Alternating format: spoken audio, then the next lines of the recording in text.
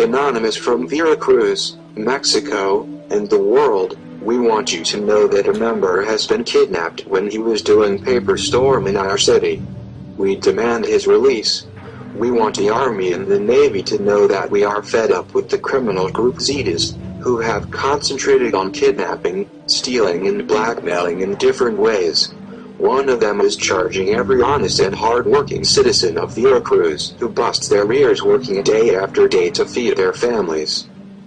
We are fed up with taxi drivers, commanders and police Zetas officers of Xalapa, Cordoba, Orizaba, Nogales, Rio Blanco and Camarones, who are chickens and have made themselves the most loyal servants of these assholes. For the time being, we will not post photos or the names of the taxi drivers, the journalists or the newspapers nor of the police officers, but if needed, we will publish them including their addresses, to see if by doing so the government will arrest them. We cannot defend ourselves with a weapon, but if we can do this with their cars, houses, bars, brothels and everything else in their possession, it will not be difficult. We all know who they are and where they are. You made a huge mistake by taking one of us. Release him. And if anything happens to him, you will always remember this upcoming November 5th. Knowledge is free. We are anonymous. We are legion. We do not forgive. We do not forget. Wait and see.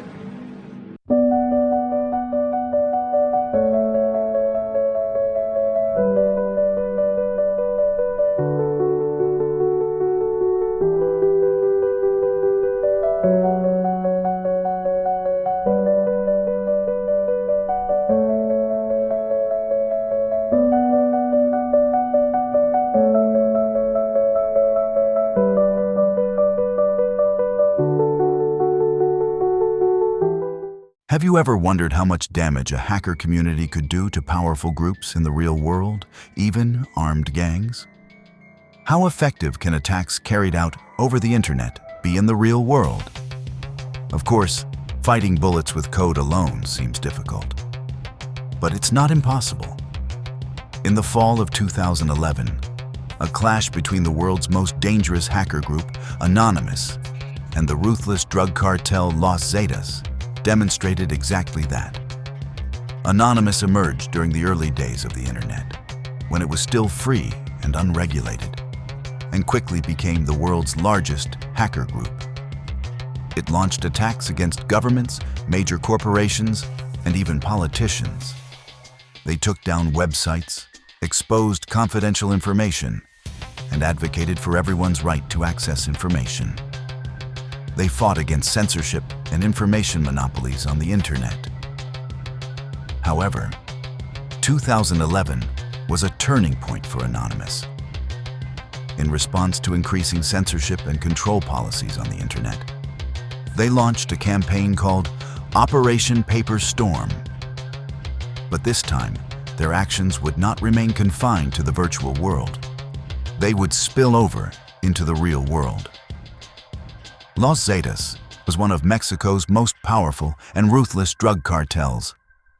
It was an armed and organized crime syndicate founded by retired military commandos. In 2011, Los Zetas kidnapped an Anonymous member.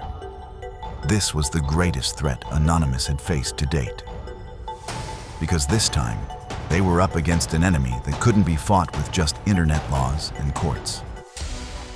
With their armed men and ruthless methods, Los Zetas were threatening lives.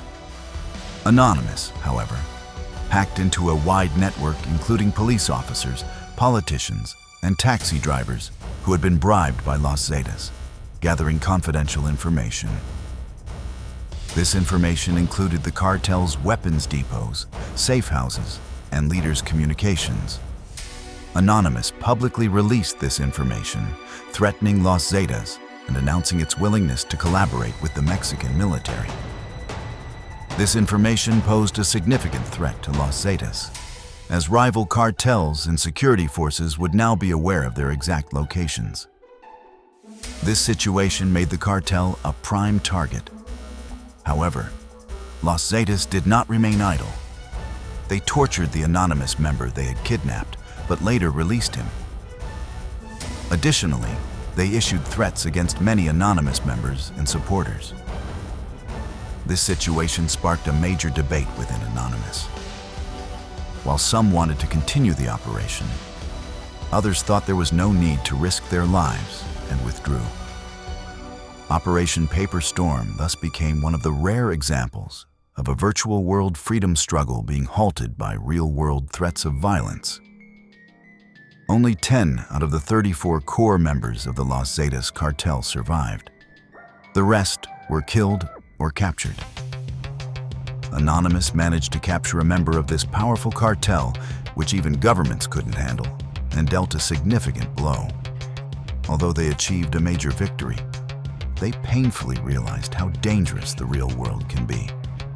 This story shows us that when virtual world wars spill over into the real world, they become extremely dangerous and complex.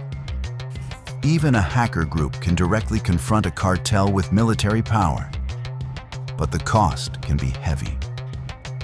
Additionally, the fight for internet freedom is not just about keyboards. It sometimes involves real-world conflicts that put lives at risk. Finally, the internet and technology can be empowering tools, but fighting armed, organized crime groups in the real world is far more challenging. Therefore, it is important to understand the limits and impacts of the struggle for freedom and justice in the online world.